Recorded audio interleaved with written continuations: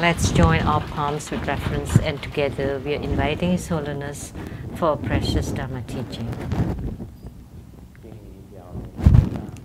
Let's pay homage to the lineage gurus, to the Venerable Mang Liao Ming, to Master Sagyat Zengkong, to His Holiness the 16th Karmapa, and to Master Dubden Jarji. And homage to the three jewels of the altar, and to the main deity of Homa today, Ragaraja.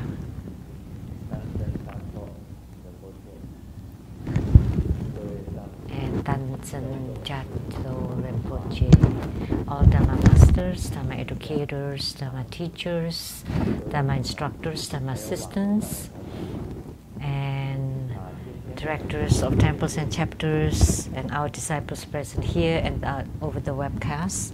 Our participating VIPs are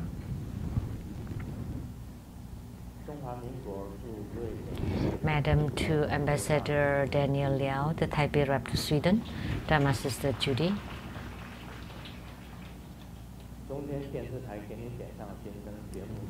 producers for the Geni Densang Xingten from City ITV Taiwan, Dharma Sister Rebecca Xiaji,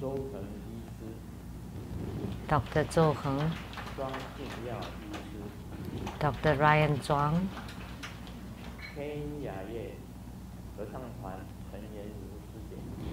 and from the Voices of Heaven Choir Group, Erica Chen, and the rep to the Council of Taipei City, Dharma Sister Hui Ling, and the daughter of the former Council of Kaohsiung City, Miss Mei Xian.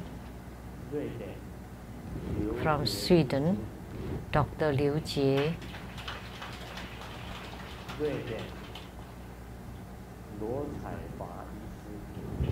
and Dr. Luo Caihua,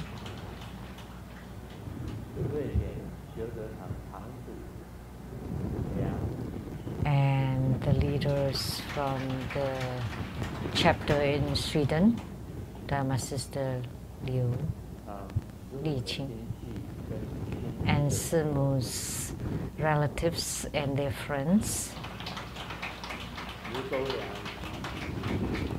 Lu Zuoliang,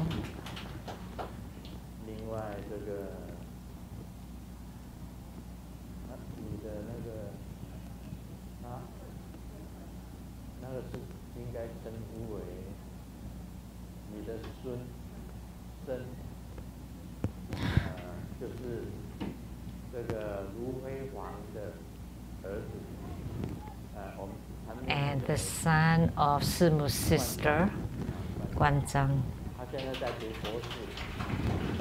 He's at the doctorate postgraduate school.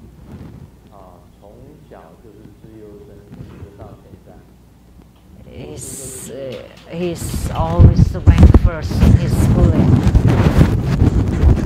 He's an exemplar student at the very famous university.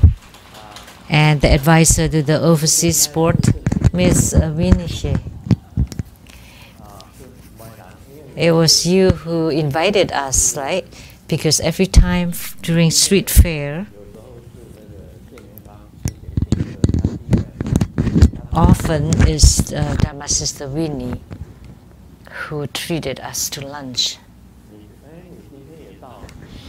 And you came today. So you were the matchmaker.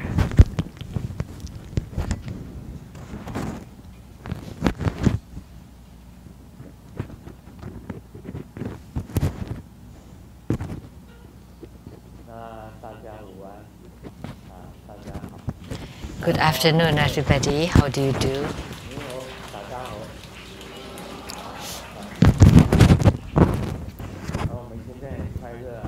We're very happy today in Ragaraja, and wedding. Those are all very joyous occasions.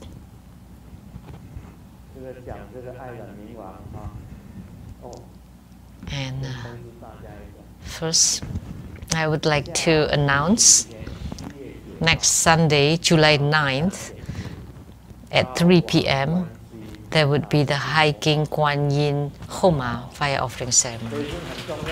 And this deity is extremely important.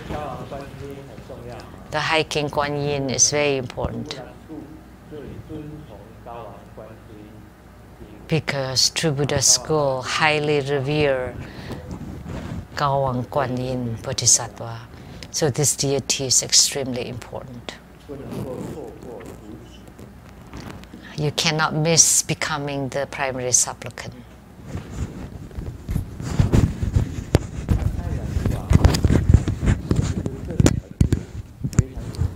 Ragaraja Aizen. Aizen is very famous. His name. There was a famous movie called Aizen Katsuta, a Japanese movie.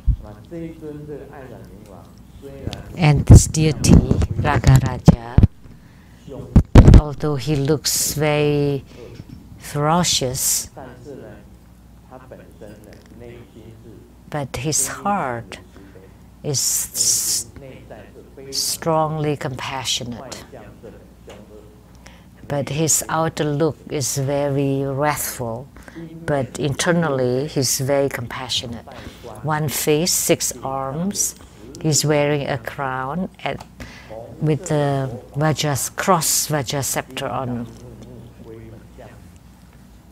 Red hair standing straight up, and with the formidable eyes, and 6 hands.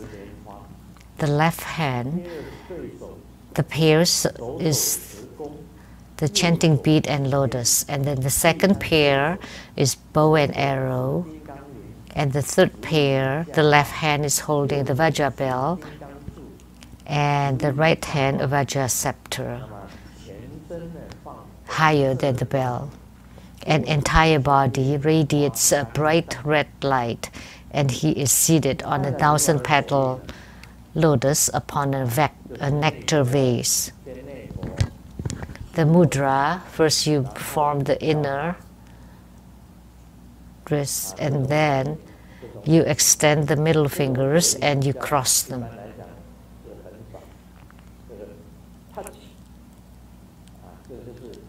So this kind of mudra is rare.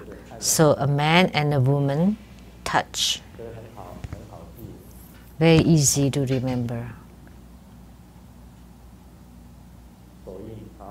The mudra. The mantra, I remember the debut transmission of this deity was in Hong Kong. At that time, they had a music ensemble, and then everybody chanted the mantra together with the live music.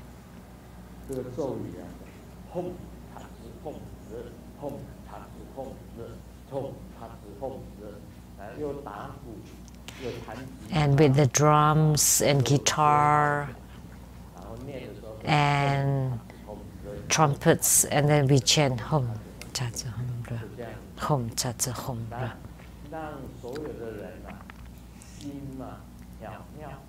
So everybody is excited, is to excite the feeling of love in everybody. It was organized by Master Changren then. And Master Lien Teng was the presiding master. And Lien Teng now is already at the Buddha land. He showed himself to the second venerable elder of Tzu Chi Foundation, and he showed a whole body of golden light and showed himself to Tzu Zunzi. And Zizunzi bowed and paid homage to Master Lien Teng. So Master Lien Teng now has reached the realm of Buddhas and Bodhisattvas. That's truly great. So the whole Tzu Foundation discovered that through spiritual cultivation of True Buddha School, they reach Buddhas and Bodhisattvas realm. It's quite shocking. I knew long ago that Master Lien Teng would have attainment, and now it's Master Lien Wen. And in the future, he would also have attainment.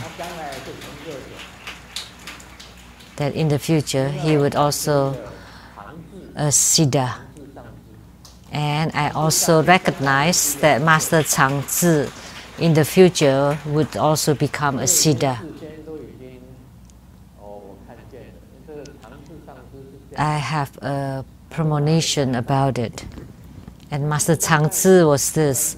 He was holding the monk bag, and on it there were writings and said, being reborn in the Buddha country. And Master Lien Wen, he appeared as an arhat.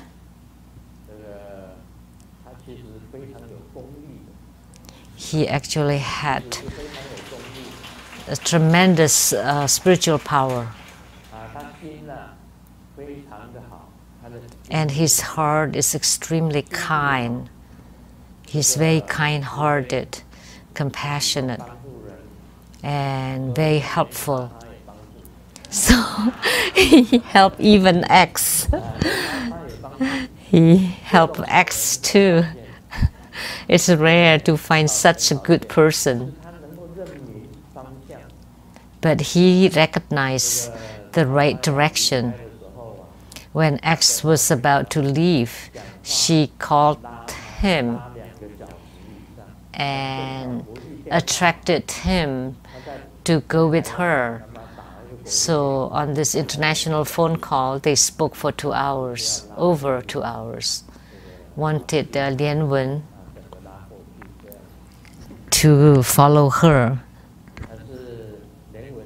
and the whole PTT. But Lien Wen has his own principle because he's often tricked and cheated. So he's used to it, and now he knew and he recognized a scam. So it's very simple, one guru, one refuge. How can you take refuge in this and that too? So Dharma Brothers, it's in the 14 root downfalls. Vajra Brothers cannot become guru and disciple. So once you have taken refuge in Grandmaster, you should not take refuge in your Dharma brothers and sisters. That would violate the basic 14 root downfalls. This is very important. And Ragaraja, basically,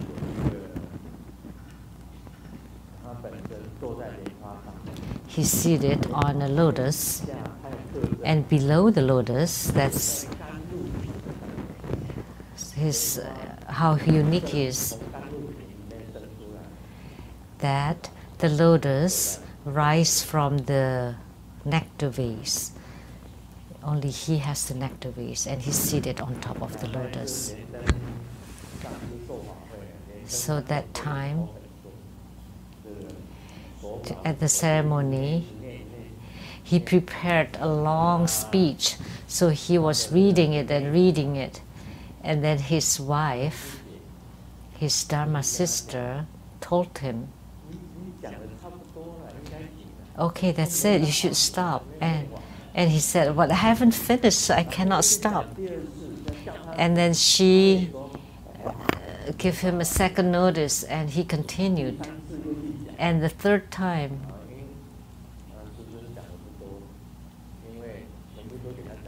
So I didn't have much time to teach because he used up all the time.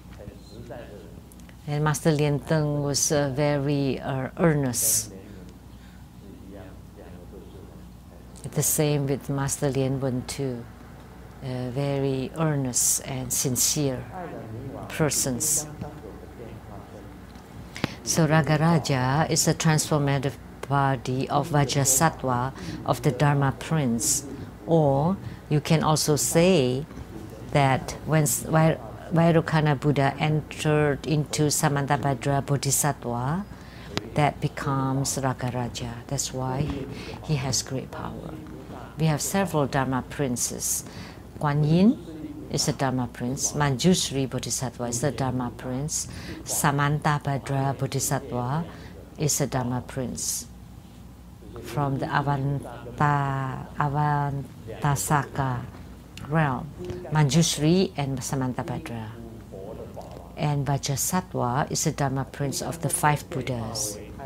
And Vajrasattva transformed to become Ragaraja. So Ragaraja is also a Dharma prince.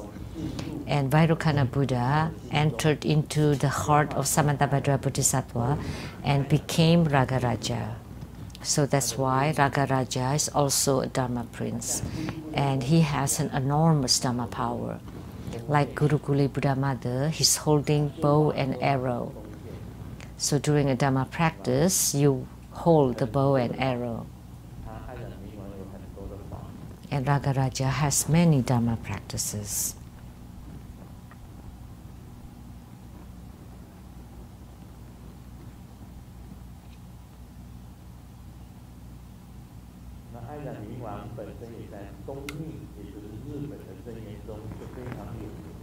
So Ragaraja in Japanese Santrayana, or the Shingon of the Kobudaishi, Ragaraja is very, very famous, very popular.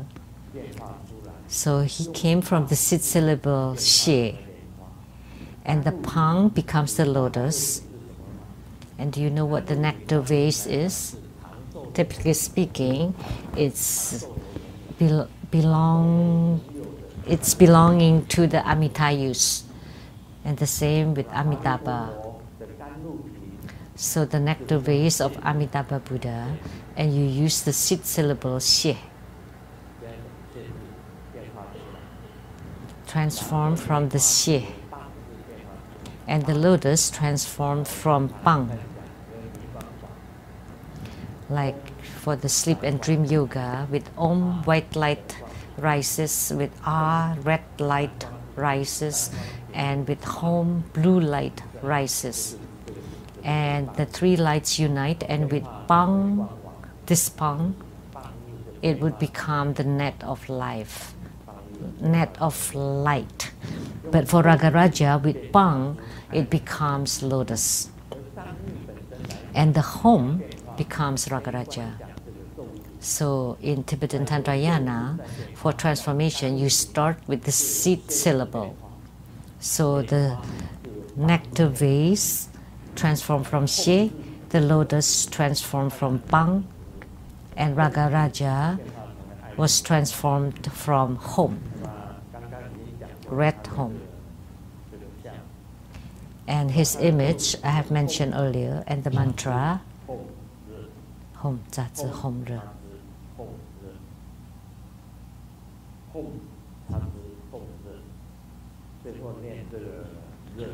Hom Tza Tzu Hom Re.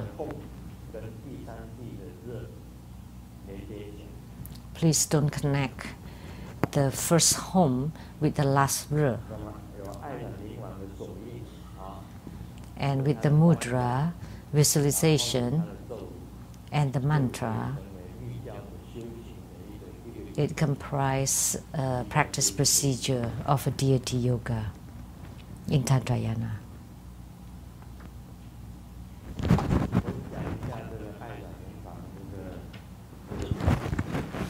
Let me talk about Ragaraja's Dharma practices.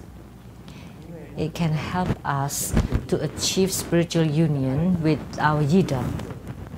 So he's like a mediator, like an intermediate.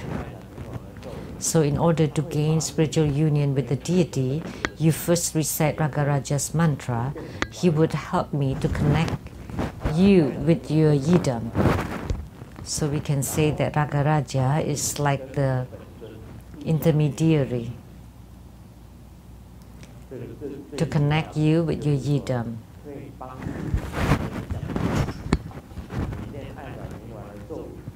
So that would help you to connect with your yidam.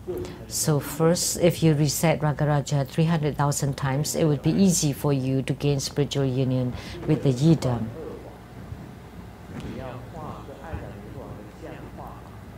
So second is the dharma of elimination of the evil.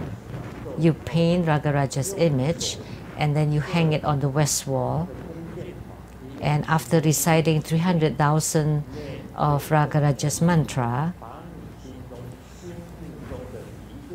you facing the front, you visualize the person to be your enemy in front of you, and you perform shooting with the Ragaraja's bow and arrow. So this is called the dharma for eliminating evil.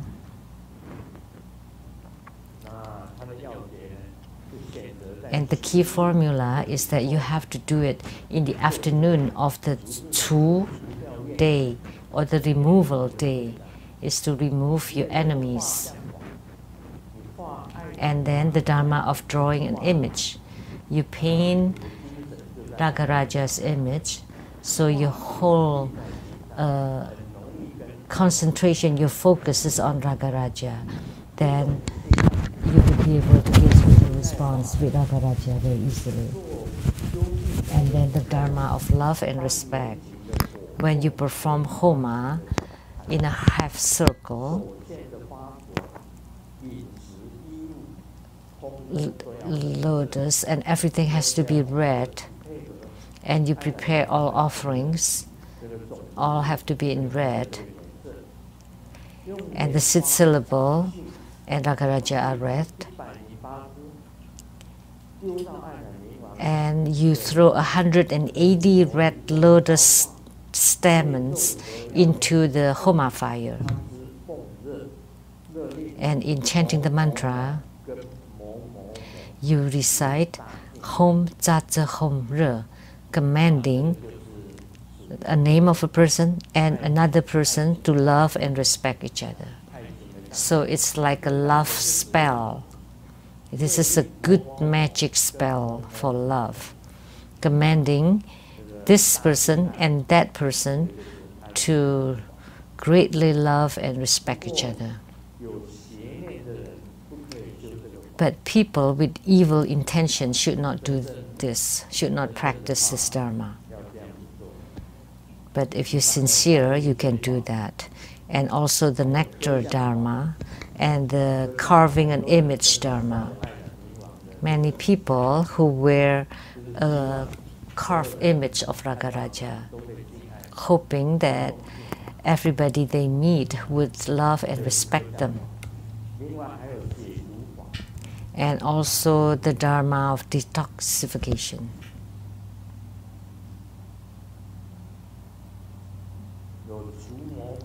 And also the dharma of subjugating demons.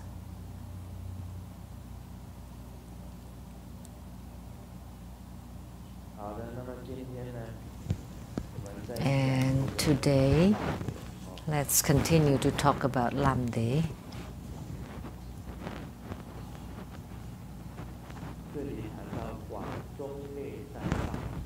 So here, it talks about the three paths of the broad, intermediate, and essential. On A, the teaching of the broad path. Based on the Vajra verses, it includes all its exposition on the common topics of all vehicles to teach on the 5 paths, 10 grounds, 37 body divisions. So what is the common vehicles? That means in Buddha Dharma, there's the common Dharma and the uncommon Dharma. So in Lamdre, It's all the same, that you need to learn the common Dharma. And what are they? The 5 paths, the 10 grounds, and the 37 body divisions. And what are the 5 paths? Very simple. As I have said before, first, you practice the path of merit accumulation, and the path of the preliminary, and then the path of seeing the way or enlightenment, and then the path of practice, and then the ultimate path. The path of merit accumulation, the path of preliminary practices, the path of seeing the way, and the path of practice, and the ultimate path. Those are the 5 paths. And what are the 10 grounds? I use the Bodhisattvahood. There are many different explanations on 10 grounds, according to different schools, and in Tantrayana too, and Buddhahood too. But here, we talk about the Bodhisattvahood 10 grounds. Wow. So it's from the ground of bliss all the way to the ground of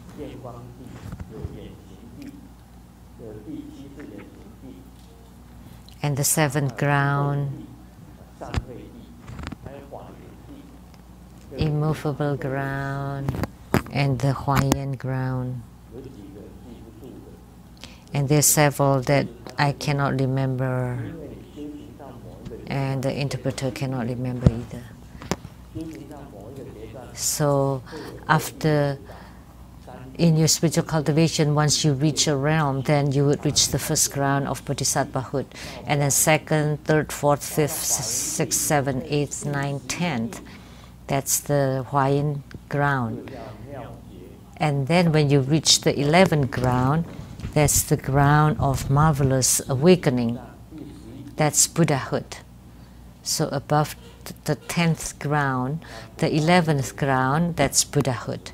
And Bodhisattvahood is divided into 10 grounds. And what is the 37 body divisions?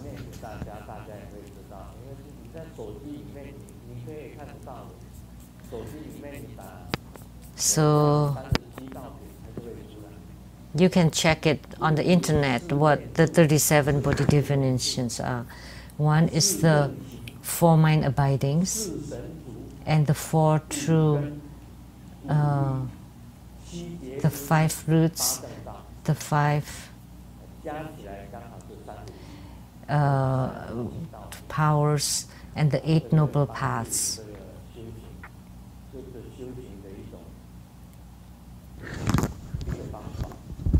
So that's a way of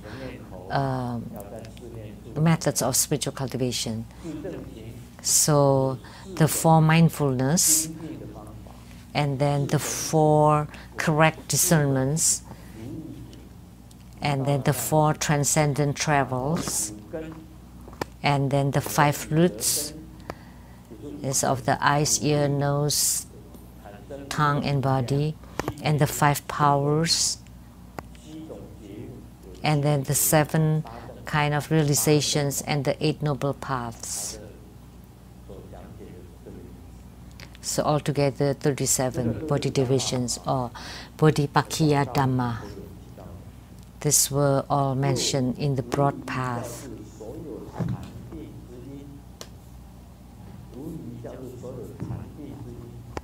It also teaches on the cause of all meditations, and the generation stages, and the generation basic nature, their merits, benefits, obstructions, the eradication of obstructions, and the establishment of the divided realms, etc. I'm writing the book called Samadhi of all Samadhis. So all the key formulas are in this book. So it is a meditation with conscious or unconscious meditation. So say if we visualize Buddhas and Bodhisattvas, so then, or you visualize the sun and the moon or the stars or the Buddhas and Bodhisattvas, and your focus is on those, so it is a versed, so it's like a reverse meditation and a non-verse meditation, so that's even higher level. Then without any form or without any language, you can enter into meditation. So visualization is also a kind of language. So we can say that the no language meditation is the outwardly path. That in this book, I write it very clearly. So meditation is the true and real spiritual cultivation. And here it talks about the cause of meditations and generation stages. Why do you want to meditate? Because you want to liberate yourself. You don't want to be in the rebirth cycle. You want to be liberated and abandon the 6 rebirth realms. And you have to rely on the power of meditation in order to get out from the rebirth realm. And only this is the real spiritual cultivation.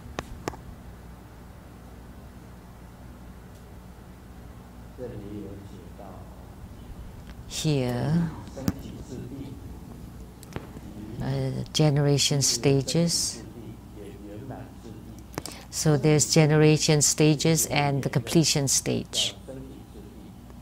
Those with affinity, those with language or the versed one is called generation stages, and the one without language is called the completion stage. And it also talks about the merits, benefits, and how to eliminate obstructions, including the transcendent power or the ultra-sensory abilities. So if you entered into the first stage of meditation, then you would start to generate transcendent power. So whether you reach the first, second, third, or fourth level of meditation, you would have transcendent power. And you would start having it at the first level if you're in full concentration.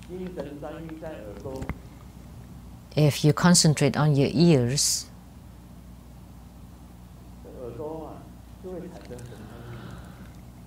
and the ears would have some transcendent power. If you focus on your eyes, then the eyes would have some transcendent power. Then you can hear 1,000 miles away, or you can see 1,000 miles away. And the transcendent power appears due to your concentration and focus. No big deal. If you are in full concentration, to the point there, all turnings stop, that even your breathing is almost gone. You almost stop breathing. And all your thoughts have been stopped. You have to reach this realm, and then the transcendent power becomes obstructions, and you need to eradicate them all. That's why I often said that transcendent power is just a small potato chip. It's no big deal. So at the first level of meditation, with concentration, you already generate transcendent power. So when people show that kind of supernatural power, they always quiet themselves. And then they turn their thought. Sometimes something appears. When they perform the transcendent power, when they have this kind of psychic ability or kung fu power, they quiet themselves, they form a mudra. This is the Marici mudra, right? Monichi mudra. Om Mani Chi Swaha, concentration, quiet down, and the whole body will disappear. So they have such power. In the past, Nagarjuna learned this. He could become invisible.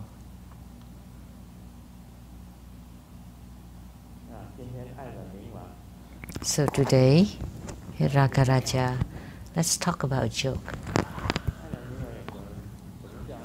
Let's tell a joke. What kind of a joke about Ragaraja? I heard through the grapevine. Oh, again. Everybody will say, oh, again. You know, if I don't talk about her, I become energetic talking about her. I heard that one day she went to Hong Kong.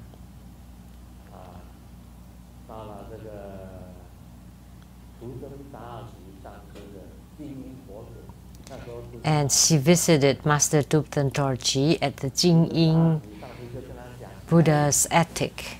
Master Dupten Dorji was still alive then, and exclaimed that Master Dupten Dorji asked her to become his consort. You know, but that's like a common Zen, that every time he sees a beautiful lady, he would always say, "Come, marry me."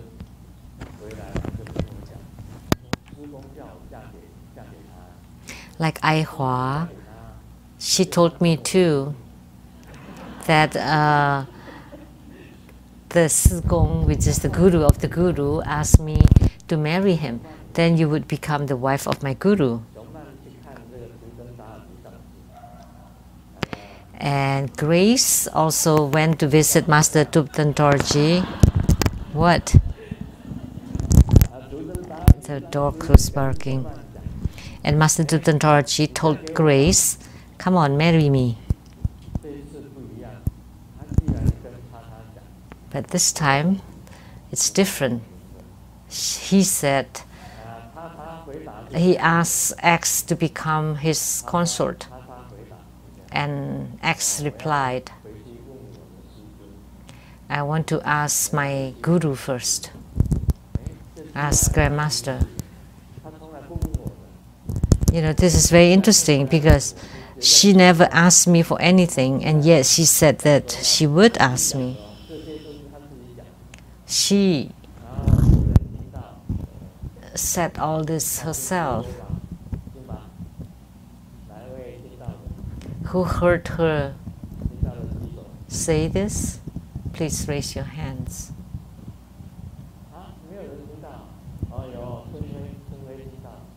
Oh, Chun Hui.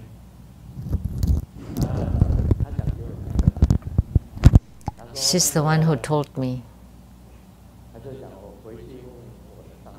So she said that she was going to ask Grandmaster. But in reality, she did not ask me. But she said that she asked me. And she said, I told her, please don't become consort of my guru's guru, but become my consort instead. The first part I can believe because Master Dupten Dorji's pet phrase is always asking girls to marry him or to become his consort or to become his wives. He always kid around like that. He always kidded around like that.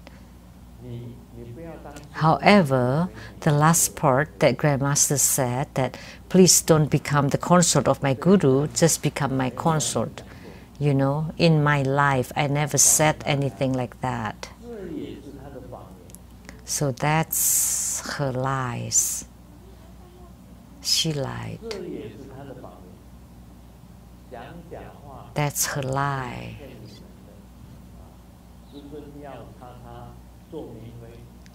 She lied to you saying that Grandmaster wanted her to become Grandmaster's consort. But think about it. Do I like to hug a water barrel?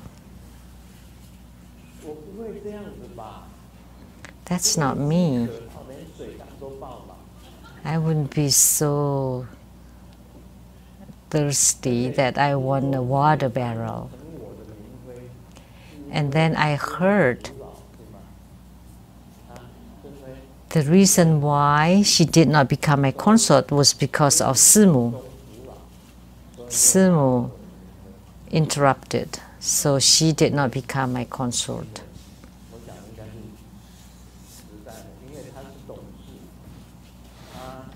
It should be true because Chun Fei was on the board of X chapter and she was also her close attendant.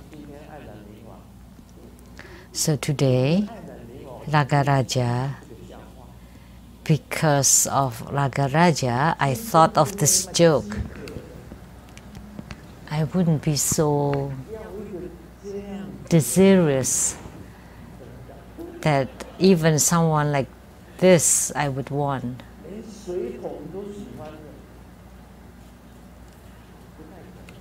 It's rather impossible. I would like a water barrel. Water barrel.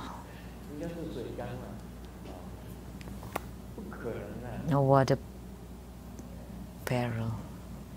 Not water bucket. That's impossible. Grandmaster has a high requirement. Not so easy. I am very innocent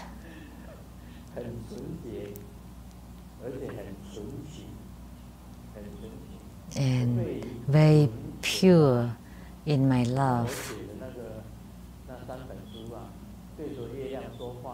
You know those 3 books that I wrote?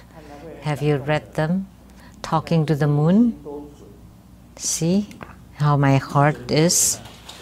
So dumb, like a fool, but very pure and innocent. You know those 3 books, Talking to the Moon, The Flow of the Moon River, and what was the other one? And The Diary of Dreams. These 3 books Grandmaster wrote about Grandmaster's love. It's very hard to love is very hard. There are lots of twists and turns, but for Grandmaster it's always satisfying. And Grandmaster's faith is very stable, very strong, and very decisive. Because I have the power, the decisiveness power. I can write books, I can practice, I can teach Dharma, I can do my Dharma work. And I'm very serious in my book writing, in my practice, and in my love. I'm always very serious. So those, if anyone understanding Grandmaster's heart would understand Ragaraja's heart. So think about it. X said that Master Lien Wen has no power in his Bardo deliverance because the PTT asked X to go to deliver there. Because Bardo deliverance is very difficult because you have to rise them to become to the heavens or to become an arhat or bodhisattvas or Buddhas. But it's easy to Bardo deliver down she claimed that she has power in her body deliverance because she deliver down instead of up, because X deliver all the spirits to become ghost, and Lien Wen has no power. But I said that Lien Wen can be reborn in the Buddha land, but I never said that X will be reborn in the Buddha land. Why do I praise Lien Wen to be reborn into the Pure Land in front of X and never mention X to become a Bodhisattva or to become a Buddha or to be reborn in the Buddha land? I never mention any of those about X, because what she did, they were all do-re-mi. What are do-re-mi?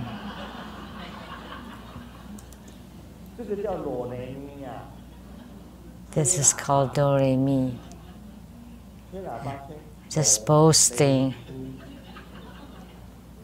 All just boasting. But I praise Master Lien Wen that he can be reborn in the Pure Land. And she was there, listening. And I never said that she has become a Bodhisattva or Buddha. Why? Because I knew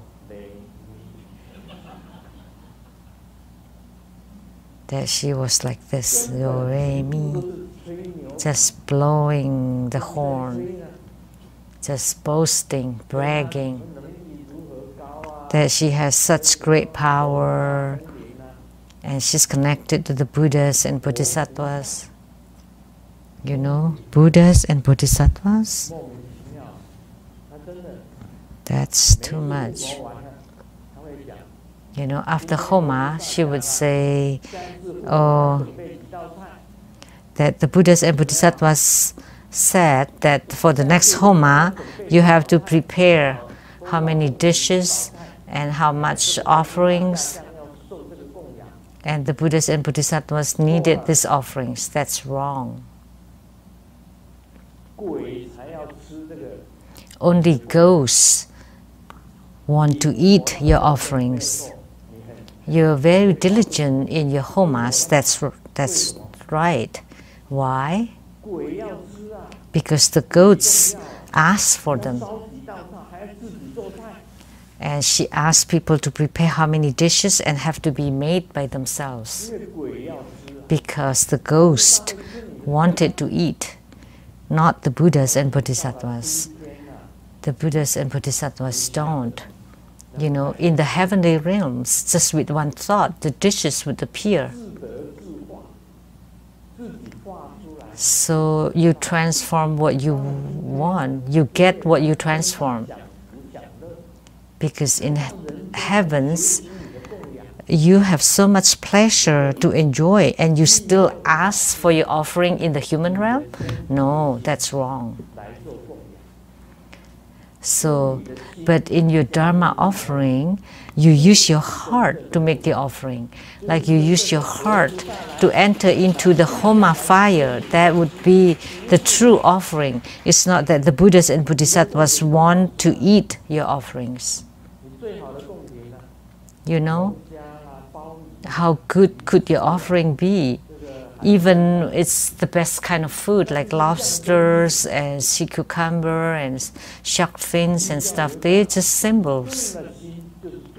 In Tantrayana, if you use your heart, then that would be the best offering. So the highest kind of offering is when you offer your heart. What does it mean? When you're earnest and sincere. And then the highest kind of offering is your Dharma practice. So when you do your Dharma practice and you have purified yourself, then that would become the greatest offerings with the greatest merits. So by cooking a few dishes, she asks for a number of dishes that you have to offer. And when the Buddhas and Bodhisattvas see your heart and see your sincere heart, they would accept your offerings, not from the physical dishes, because doesn't matter how tasty the food is, it's incomparable to the food in heavens. The delicious food on earth is way far off from the delicious food in heavens. Because for the heavenly beings, for all their daily needs, they get whatever they can just transform what they want. So she does not even know this. So actually, all her Homa offerings were offered to the ghost. So it's just this story. So you still need, so the heavenly beings still need your offerings. The Bodhisattvas and the Buddhas still need your offerings.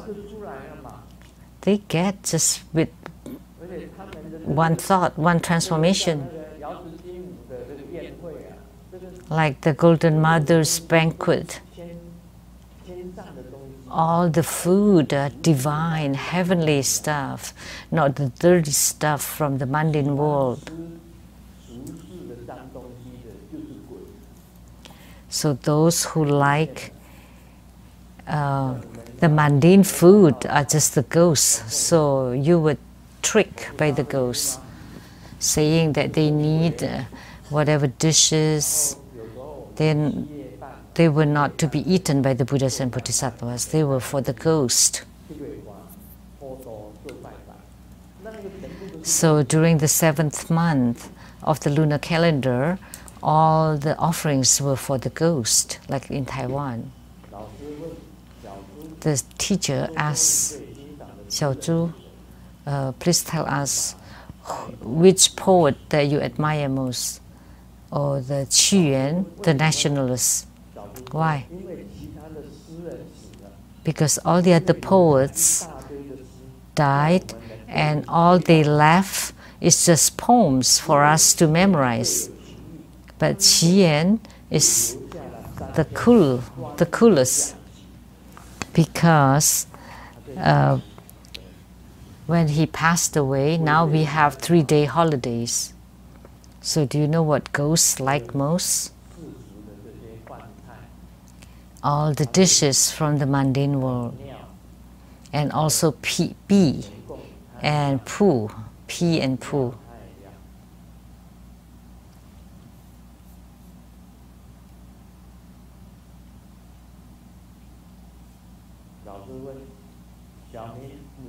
The teacher asked Xiaoming, can you swim? And Xiaoming said no. And the teacher said, even the dogs can swim. You're even worse than the dogs. And then Xiaoming asked the teacher, well, can you swim? And the teacher said, yes. And Xiaoming said, then what's the difference between the dogs and you then?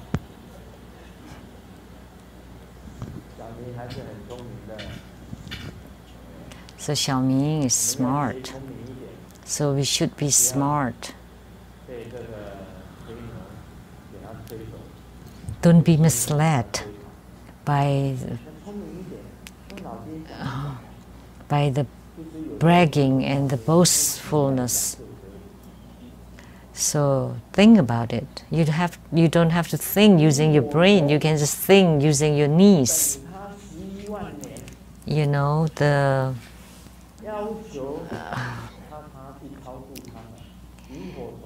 fireflies have waited for her for 110,000 years for X to Bardu deliver them. You know, at New Zealand, there's like a tourist place where you get on the boat and get into a cave, and there are lots of fireflies, and all the fireflies collected, waiting for her for 110,000 years for her Bardu deliverance.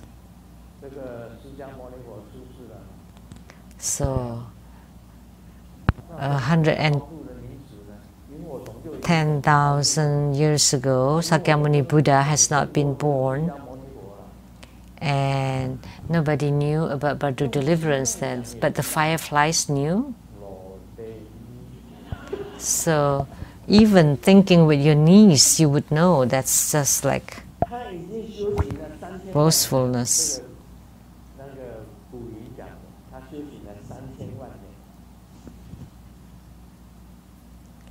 And she said, like Gu Yin said, she claimed that she's been cultivating spiritually for 30 million years.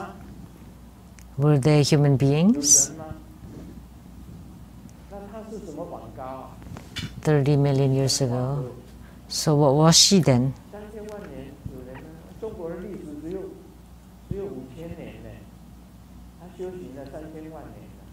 So China history is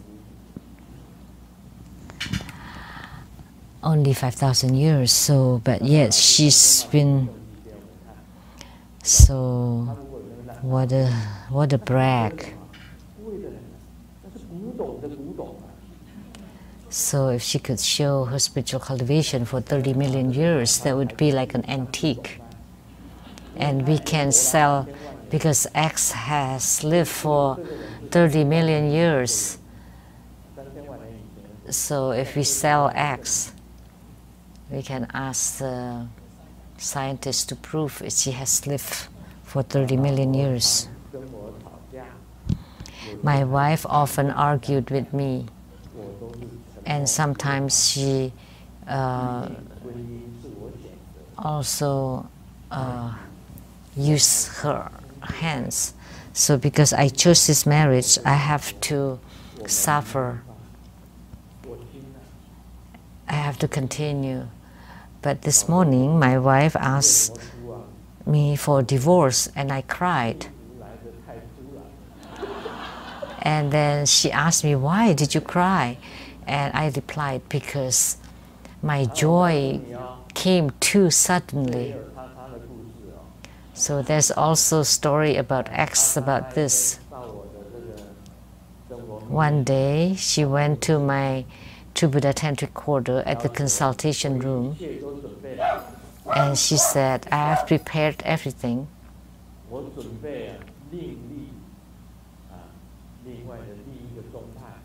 I want to establish my own religious school that belonged to me. And I give her everything. What is it that you want? And she said, if the Sansong chapter wanted to follow me, sure, go ahead. And the Thupten City Rinpoche from Taiwan wanted to follow me, and I said, sure, go ahead. Because my joy came too suddenly. And in my heart, I thought, maybe she would have waited until I went into retreat or after I pass away. How come you are so impatient? I don't have much time left, right? Just a few years. And then if you rebel, then that's fine.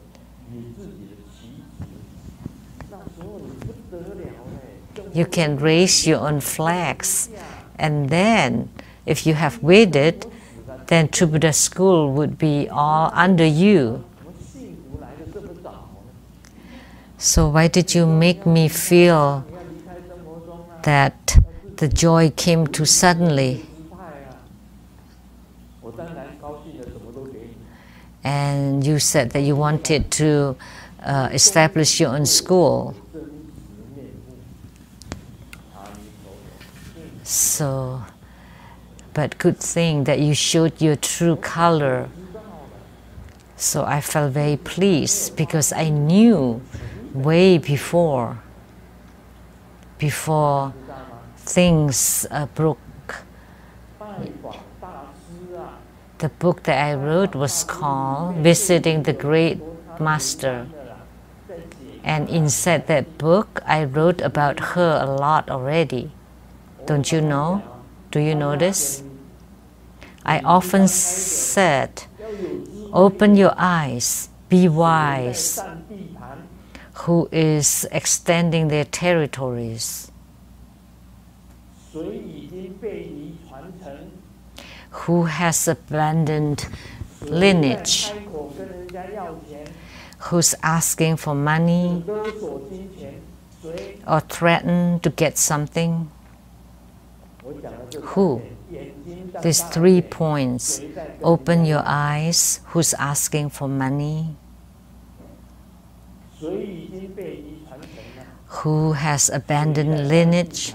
And who is extending territories? If you open your eyes, who would that be?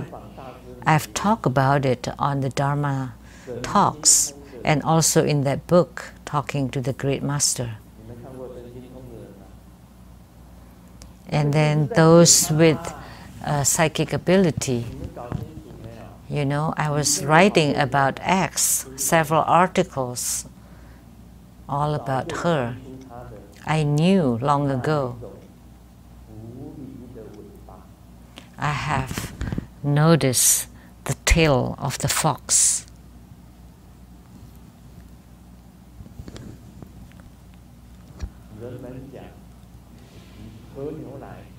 People said, drinking milk can make you strong.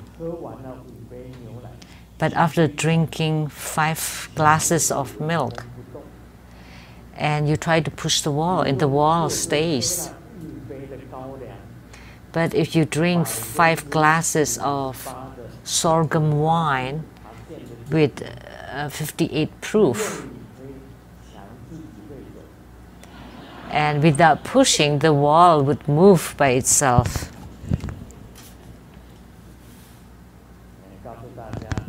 So let me tell you, nowadays the wall can move by itself. The wall eventually walks away, and I'm so happy. I'm too happy.